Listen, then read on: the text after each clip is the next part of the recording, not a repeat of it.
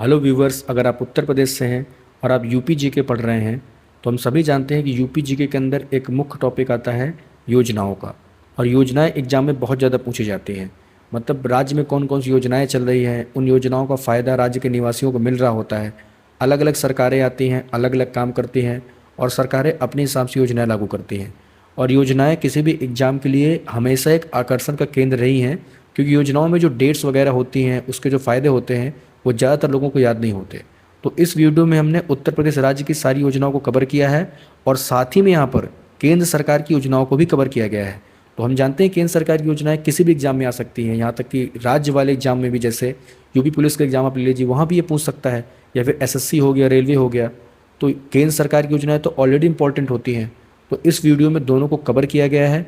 पहले कवर किया गया है केंद्र सरकार की योजनाओं को और फिर यूपी जीके के अंदर कवर किया गया है यूपी के अंदर जो योजना लागू की गई हैं। तो ये वीडियो अगर आप यूपी जीके पढ़ रहे हैं तो आपके लिए बहुत ही इन्फॉर्मेटिव होने वाली है।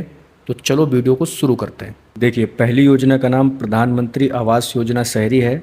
25 जून 2015 को शुरू हुई इस योजना का काम शहरी गरीबों के लिए पक्के मकान बनवाना है। मतलब ऐसे लोग जो शहर में रहते हैं लेकिन फिर भी गरीबी रेखा से नीचे का जीवन यापन करते हैं, उनके लिए पक्का मकान बनवाना इस योजना का प्रमुख उद्देश्य है। ठीक है, अगली योजना जो आती है वो है हृदय योजना। हृदय योजना ऐतिहासिक इमारतों के संरक्षण हेतु 21 जनवरी 2015 को शुरू हुई थी और 31 मार्च 2019 को ये समाप्त हो गई थी। तो 15 में बहुत सारी योजनाएं शुरू हुई थी, जिनमें से एक मुख्य योजना हृदय भी है। हृदय मतलब भारत के अंदर जो टूरिज़्म है, भारत के अंदर की जो भारत की संस्कृति है, वो ऐतिहासिक इमारतों से कहीं ना कहीं झलकती है। तो उसका संरक्षण करने हेतु इस योजना की शुरुआत की गई थी। अगला है अमृत मिशन। 25 जून 2015 को शुरू हुई इस योजना का लक्ष्य हर घर में सीवरेज और नल कनेक्शन पहुंचाना है। अगली योजना है पीएम स्वनिधि योजना। ये बहुत इंपॉर्टेंट है। 1 जून 2020 को लॉन्च। स्ट्रीट वेंडर्स को बिना गारंटी, मतलब एक तरीके से यहाँ पर ये ऋण देने का काम करती है और अगर कोई ऋण टाइम से चुका दिया जाता है तो 7% वार्षिक सब्सिडी भी यहाँ पर मिलती है। तो काफ़ी इंपॉर्टेंट योजना है, इसको आपको माइंड में रखना है। शायद इसको एक बार एग्जाम में पूछा भी गया है। अगली मुख्य योजना है विकसित भारत गारंटी फॉर रोजगार एंड आजीविका मिशन। ठीक है, दिसंबर 2025 में भारत ने मनरेगा का नाम बदलकर नया नाम कर दिया है वीबीजी रामजी। एमजी नरेगा जो था, इसका नाम क्या था? Mahatma Gandhi national rural employment guarantee act. इसी का नाम बदल करके वीबी रामजी किया गया है। वीबी रामजी का फुल नेम है विकसित भारत गारंटी फॉर रोजगार एंड आजीविका मिशन। अगर हम एमजी नरेगा के बारे में बात करें तो थोड़ा शॉर्ट इन्फॉर्मेशन इसके बारे में है। 2005 में बिल बना था, 2006 में इम्प्लीमेंट किया गया था और 2 अक्टूबर 2009 को, ये इंपॉर्टेंट बात है, 2 अक्टूबर 2009 को इसका नाम मनरेगा कर दिया गया था। महात्मा गांधी यहाँ पर आगे जोड़ दिया गया था क्योंकि उन्हीं के उपलक्ष्य में योजना चालू की गई थी। और हम सभी जानते हैं कि जब ये एमजी नरेगा से वीबी रामजी का नाम कन्वर्जन हुआ था तो भी पार्लियामेंट में काफ़ी ज़्यादा बहस हुई थी और गवर्नमेंट को क्रिटिसाइज किया गया था कि मतलब महात्मा गांधी का नाम क्यों हटाया जा रहा है यहाँ से। तो जो एमजी नरेगा था, इसका उद्देश्य था 100 दिनों को काम देना। और ये जो नई योजना वीबी रामजी आई है, इसका जो मतलब रोजगार के दिनों को बढ़ाकर 125 दिन प्रति वित्तीय वर्ष कर दिया गया है। मतलब पहले गवर्नमेंट 100 दिनों को काम की गारंटी देती थी, अब ये दिन बढ़ाकर 125 दिन कर दिए गए हैं। और ऐसे करके काफ़ी ज़्यादा परिवर्तन इस योजना में किए गए हैं, जहाँ पर राज्य सरकार और केंद्र सरकार का जो मतलब एक तरीके से योजना पर पैसे खर्च होते थे, थोड़ा बहुत परिवर्तन यहाँ भी किया गया है। तो ये भी एक बहुत ही इम्पोर्टेंट परियोजना है जो कि केंद्र सरकार द्वारा चलाई जाती है और राज्यों पर इम्प्लीमेंट होती है। और अगला प्रोग्राम है सामुदायिक विकास कार्यक्रम। 2 अक्टूबर 1952 को शुरू। उद्देश्य ग्रामीण क्षेत्र का सर्वांगीण विकास करना था, मतलब विलेज डेवलपमेंट के लिए इसको चालू किया गया था। इसके 5 सिद्धांत थे, तो सिद्धांत को इम्पोर्टेंट नहीं है। सामाजिक न्याय, आत्मनिर्णय, अधिकारिता, मानवाधिकार और सामूहिक कार्य, ये इसके मुख्य सिद्धांत थे और नेहरू जी के द्वारा इसको लॉन्च किया गया था 2 अक्टूबर 1952 को। अगली योजना है दीनदयाल अंत्योदय योजना। जून 2011 में ये शुरू हुई थी और इसका नाम नवंबर 2015 में बदल करके दीनदयाल अंत्योदय योजना शुरू कर दिया गया था। और एक नई योजना के बारे में बात करें तो ये है सांसद आदर्श ग्राम योजना। 13 अक्टूबर 2014 को शुरू हुई थी और इसका काम था प्रत्येक सांसद द्वारा एक गांव को गोद लेकर इसका विकास करना था। मतलब गांव को गोद लेकर फिर गांव के अंदर जो सारी व्यवस्थाएं होंगी, एजुकेशन हो गया, इंफ्रा वगैरह हो गया, इन सबको अच्छा कराना। लेकिन हम सभी जानते हैं कि योजना जो बन गई है, इसका इम्प्लीमेंटेशन किस तरह से होता है, ये मैटर करता है। कुछ ऐसे पार्लियामेंटेरियन होंगे जिन्होंने अडॉप्ट किया होगा, लेकिन आप खुद बता सकते हैं कि कितने ऐसे सांसद हैं मतलब जिन्होंने मतलब किया होगा, या फिर अगर किया भी है तो क्या वो ज़मीनी स्तर पर इतना अच्छे तरीके से काम कर रहा है। तो ये है सांसद आदर्श ग्राम योजना। और अगली जो महत्वपूर्ण योजना है वो है प्रधानमंत्री जनधन योजना। 28 अगस्त 2014 को योजना शुरू होती है और ये विश्व की सबसे बड़ी वित्तीय समावेशन पहल है। अगस्त 2025 तक यहाँ पर जो गवर्नमेंट ने जो खातों की संख्या है वो लगभग 56 करोड़ से भी ज़्यादा हो चुकी है, और लगभग 55.7%, ये बहुत इंपॉर्टेंट डेटा है, इतनी खाता धारक महिलाएं हैं। मतलब महिलाओं का परसेंट आप यहाँ पर देख सकते हैं। अगली योजना जो आती है उसका नाम है प्रधानमंत्री जीवन ज्योति बीमा योजना। 9 मई 2015 को शुरू हुई थी और इसका मुख्य काम था 18 से 50 वर्ग के लोगों को मृत्यु पर जीवन बीमा कवरेज करना। क्लियर है। अगली योजना के बारे में बात करें तो वो है प्रधानमंत्री सुरक्षा बीमा योजना। 9 मई 2015 को शुरू। इसका मुख्य काम था क्या था, प्रधानमंत्री जीवन ज्योति में 18 से 50 साल तक लोगों को कवर किया गया था। यहाँ पर 18 से 70 वर्ष के लोगों के लिए दुर्घटना बीमा 2 लाख रुपए तक। अगली जो योजना है वो है स्टैंड अप इंडिया। एक्चुअली में 4 ही परियोजनाएं काफ़ी इंपॉर्टेंट हैं। पहला स्टैंड अप इंडिया, दूसरा पीएम विश्वकर्मा योजना, तीसरा मेक इन इंडिया, चौथा startup India. Stand up India के बारे में बात करें तो 5 अप्रैल 2016 को शुरू होती है। एससी, एसटी और महिला उद्यमियों को ग्रीन फील्ड उद्यमों के लिए ऋण प्रदान करना, 80% ऋण महिलाओं को मिलना चाहिए, ऐसे इसमें माना गया ताकि महिलाओं का भी यहाँ पर क्या होता रहे, उत्थान होता रहे। तो एक तरीके से स्टार्टअप शुरू करने के लिए ऋण प्रदान करने वाली एक योजना है जिसका नाम है स्टैंड अप इंडिया। और एससी, एसटी कैटेगरी की मतलब जो एक तरीके से उनका वर्ग का उत्थान करने के लिए भी यहाँ पर मुख्य रूप से जोर डाला गया है। अगली योजना है पीएम विश्वकर्मा योजना। 17 सितंबर 2023 को शुरू। पारंपरिक कारीगरों के लिए 18 ट्रेड्स में सहायता प्रदान की जाती है। तो गवर्नमेंट का यहाँ पर सपोर्ट है और उसका बजट 13,000 करोड़ रुपए तक का किया गया है। तो काफ़ी ज़्यादा अमाउंट यहाँ पर खर्च किया गया है। अगली योजना है मेक इन इंडिया।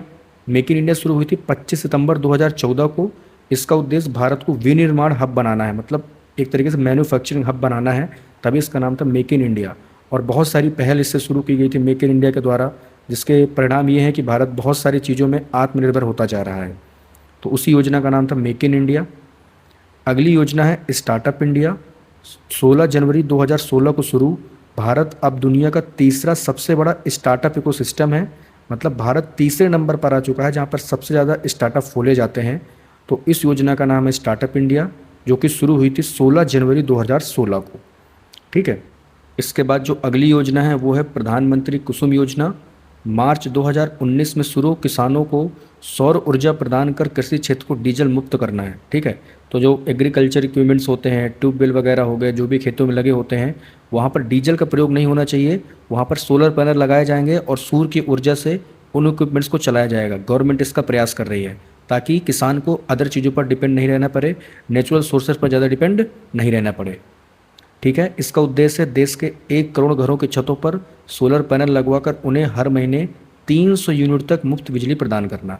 तो ये है प्रधानमंत्री कुसुम योजना। अगला जो मिशन है उसका नाम है मिशन इंद्रधनुष। दिसंबर 2014 में शुरू। 7 बीमारियों को कवर करता है, जैसे पोलियो, टीबी, खसरा आदि। यहाँ पर 2 इसके वर्जन लॉन्च किए गए थे, सघन मिशन इंद्रधनुष 2.0 और मिशन इंद्रधनुष 3.0। जो 2.0 वाला था इसमें पल्स पोलियो को 25 वर्ष पूरे होने पर शुरू किया गया था, और जो 3.0 था इसको 2021 में लॉन्च किया गया था। ठीक है। और एक योजना यहाँ पर है इलेक्ट्रॉनिकी और सूचना प्रौद्योगिकी मंत्रालय के अंतर्गत योजनाएं हैं, जिसकी मुख्य योजना है डिजिटल इंडिया मिशन। 1 जुलाई 2015 को शुरू। इंटरनेट कनेक्शन 250 मिलियन से बढ़कर 970 मिलियन कर दिए गए हैं। यही इस योजना का उद्देश्य था कि ज़्यादा से ज़्यादा इंटरनेट कनेक्शन को बढ़ाया जाए ताकि लोगों में टेक्नोलॉजी और संचार की जो मात्रा है वो बढ़े। तो डिजिटल इंडिया मिशन था 1 जुलाई 2015। इसके बाद जो अगली योजना है वो है इंडिया सेमीकंडक्टर मिशन।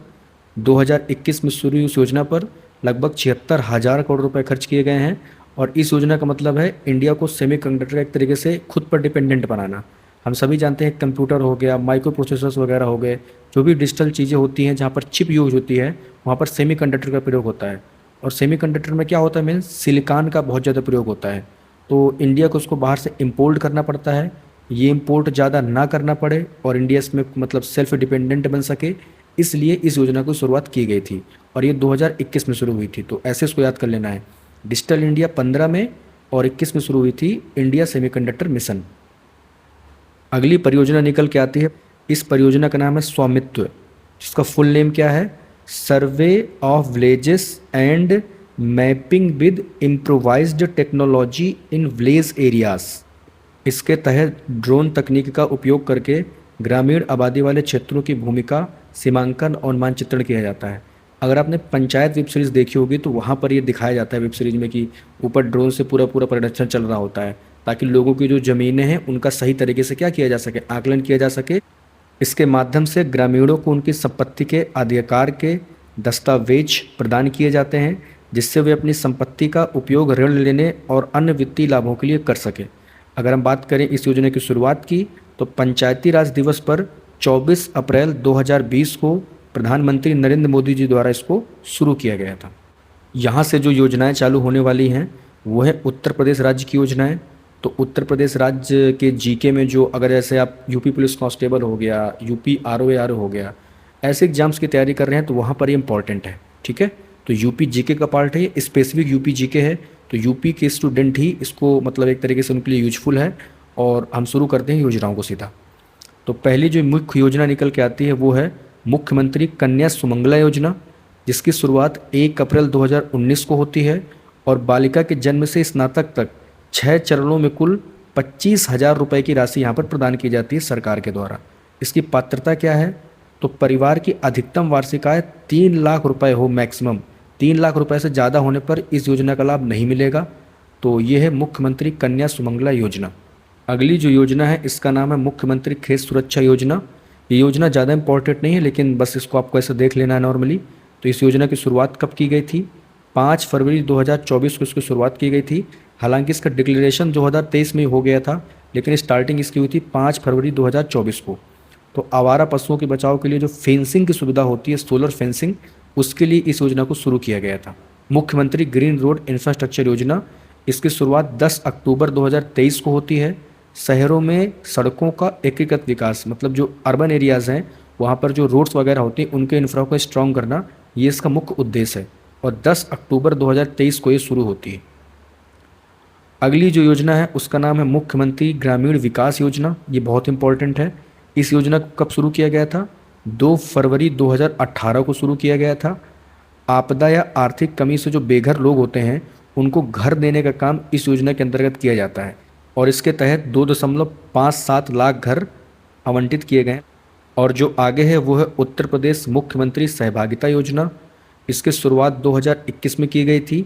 इसका प्रावधान है बेसहारा गोवंश की देखभाल करने वाले जो पशुपालक होते हैं उनको 900 रुपये प्रतिमाह डीबीटी के द्वारा, डायरेक्ट बेनिफिट ट्रांसफ़र के द्वारा, मतलब उनके खाते में भेजना, इसको प्रदान किया जाता है उत्तर प्रदेश सरकार के द्वारा। तो अगली योजना भी बहुत ही महत्वपूर्ण योजना है, उत्तर प्रदेश मुख्यमंत्री उद्यमी मित्र योजना। इसको 2023 में मुख्यमंत्री उद्यमी योजना के प्रस्ताव को मंजूरी दी गई थी। इसका मुख्य काम क्या है, 150 उद्यमी मित्रों को 1 साल के कॉन्ट्रैक्ट पर, अनुबंध पर नियुक्त किया जाएगा, जिससे राज्य में निवेश को बढ़ावा मिलेगा। ये 150 उद्यमी मित्र क्या करेंगे, ये मतलब ऐसी योजनाएं बनाएंगे, स्ट्रेटजी बनाएंगे जिससे स्टेट में इन्वेस्ट आए, राज्य में निवेश मिले। राज्य में निवेश आएगा तो क्या होगा, राज्य की आर्थिक स्थिति अच्छी होगी, इंफ्रा स्ट्रांग होगा। तो इसके लिए 105 उद्यमी मित्रों को नियुक्त किया जाता है और इनको 70,000 रुपये प्रतिमाह का वेतन भी सरकार के द्वारा दिया जाता है। इस योजना के माध्यम से राज्य के शिक्षित बेरोजगार युवाओं को लाभ मिलेगा, यही इस योजना का मुख्य उद्देश्य है। अगली योजना है रानी लक्ष्मीबाई स्कूटी योजना। तो अगर आपने बजट पढ़ा हुआ 2025-26 का तो वहाँ पर इसके बारे में खास बात की गई थी। इस योजना को 2025-26 के बजट में लागू किया गया है, जहाँ पर मेधावी छात्राओं को स्कूटी को प्रदान करने हेतु 400 करोड़ रुपए का आवंटन सरकार के द्वारा किया गया है। अगली योजना है उत्तर प्रदेश निराश्रित विधवा महिला पेंशन योजना। इसका मंत्रालय है महिला एवं बाल विकास विभाग उत्तर प्रदेश। लाभ यहाँ पर क्या मिलेगा, प्रतिमाह 1,000 रुपये की वार्षिक पेंशन मिलेगी विधवा महिलाओं को। कंडीशन क्या है, उनको उत्तर प्रदेश का स्थायी निवासी होना चाहिए। तो अब इसलिए अगर यूपी गवर्नमेंट की योजना है तो उत्तर प्रदेश का स्थायी निवासी होना पड़ेगा और उन्होंने कम से कम 18 वर्ष की आयु प्राप्त कर ली हो। तो ये है विधवा महिला पेंशन योजना। अगली योजना है उत्तर प्रदेश मातृभूमि योजना। इस योजना की शुरुआत की गई थी 2 जून 2023 को और यहाँ पर कोई भी व्यक्ति 60% धनराशि देकर अपने पूर्वजों के नाम से गांव में विकास कार्य करवा सकता है। तो बहुत ही देखो महत्वपूर्ण योजना है। एक मतलब एक अच्छी योजना इसको कह सकते हैं। जैसे यहाँ पर क्या होता है ना, जैसे आपके गांव है, ठीक है, गांव में मान लो कोई सड़क बनवानी है, तो गांव में सड़क बननी है और आप अपने उस सड़क को अपने पूर्वजों के नाम से बनवा सकते हैं। सड़क जब बनती है तो बाहर एक बैनर लगा होता है जहाँ पर ये लिखा होता है कि सड़क का निर्माण कार्य किसने पूरा करवाया है। नॉर्मली वहाँ के जो लोकल एमएलए वगैरह होते हैं या फिर ग्राम प्रधान, जिसका भी यहाँ पर नाम लिखा जाता है। तो मान लीजिए फॉर एग्जाम्पल इस सड़क के जो बनने की लागत है वो 1 करोड़ रुपये लगने वाली है। तो यहाँ पर आप क्या करोगे, 60 लाख रुपये आप दोगे और 40 लाख रुपये सरकार देगी। और इसके बाद ये पूरा निर्माण कार्य पूरा हो जाएगा तो यहाँ पर आप जिस भी पूर्वज का नाम लिखवाना चाहते हो, आपके जो भी पूर्वज हो, तो उनके नाम से सड़क जानी जाएगी। तो काफ़ी ज़्यादा एक अच्छी योजना कह सकते हैं इसको। यहाँ पर सरकार को पैसा भी बचेगा और अगर कोई व्यक्ति अपने पूर्वजों के नाम से निर्माण कार्य करवाना चाहता है तो ये उसकी इच्छा भी पूरी हो जाएगी। तो इस योजना का नाम है उत्तर प्रदेश मातृभूमि योजना। जो अगली योजना रानी लक्ष्मीबाई स्कूटी योजना, ये तो आप पढ़ ही चुके हैं ऊपर, तो इसको बताने की कोई ज़रूरत नहीं है। तो यहाँ पर ये टॉपिक ख़त्म होता है। तो आई होप इन योजनाओं से, जो भी इस योजनाएं स्टार्टिंग से आपने पढ़ी, केंद्र सरकार की योजनाएं, राज्य सरकार की योजनाएं, इनमें से कुछ योजनाएं हैं जो एग्जाम में रिपीटेड फॉर्म में पूछे गई हैं, तो उन योजनाओं को भी कंसिडर कर लिया गया है। और कुछ योजनाएं हैं जो कि जिनके आने के चांसेस बहुत ज़्यादा हैं, तो सारी की सारी योजनाएं यहाँ पर कवर कर ली गई हैं। और अगर आप यूपी जीके के अंदर पढ़ेंगे, जैसे यूपी का रिसेंटली कोई एग्ज़ाम दे रहे होंगे, तो आपके लिए बहुत ही महत्वपूर्ण है। तो आई होप ये वीडियो आपके लिए हेल्पफुल होगा। तो अगर ये वीडियो आपको पसंद आया तो वीडियो को लाइक करें और चैनल को सब्सक्राइब करें।